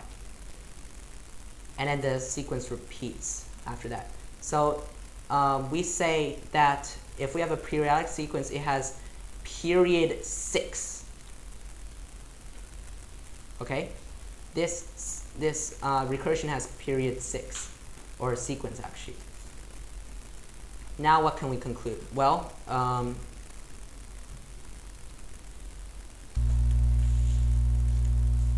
we have 2001, make note of these mods, is 3 mod 6. And then 1985 is just 5 mod 6. Mod 6. And then last one is 1492, 4 mod 6.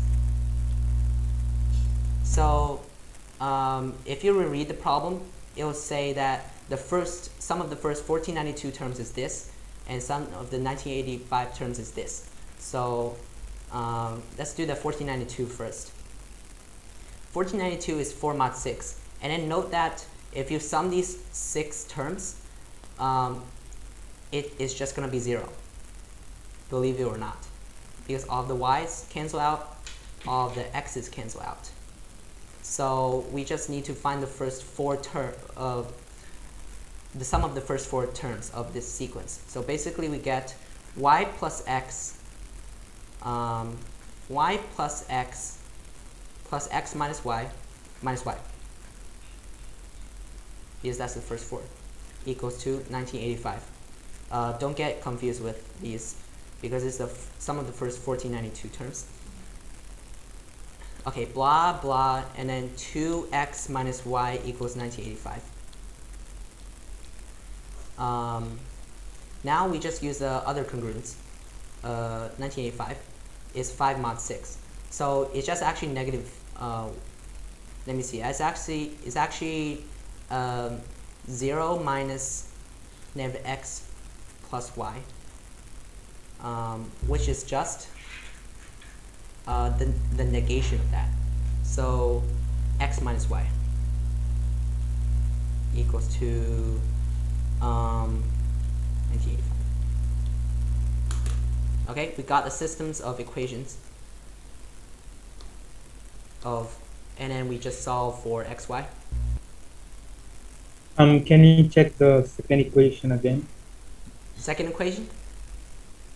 Yeah, because it says the sum of those two terms are Oh, oh, different. oh. I see. Sorry. It is, where's my pen? It is x minus y. Um, Wait, I the think, right hand side. oh, yeah, yeah, yeah. Sorry. Um, as you see, I'm getting a little tired, but I can finish this. So 1492, 1985. I think I did not write this in the notes, so I guess I'll just solve it then. Subtract, you get x to 49, I think 493, right? 493.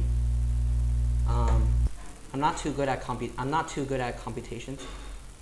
Oh, sorry. I think I forgot the. What am I doing? Actually, it's 3. I'm trying to work from right to left. Yeah, yeah, 4, it was right. 9, and then 493. Yeah. Sometimes my tools keep glitching. 493. Also, we should ask ourselves, what is the problem asking for? It is asking for the first 3 terms. So we just need 2x, because y plus x minus y, the y's cancel out, you get 2x.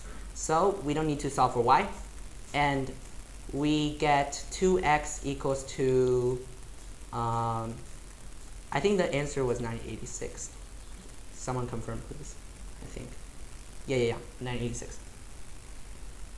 So the final example was, I think it's a really good example of recursion. I got this from the intermediate algebra textbook, actually, at first. Okay, so the answer is 986. Should I stop the recording? Okay.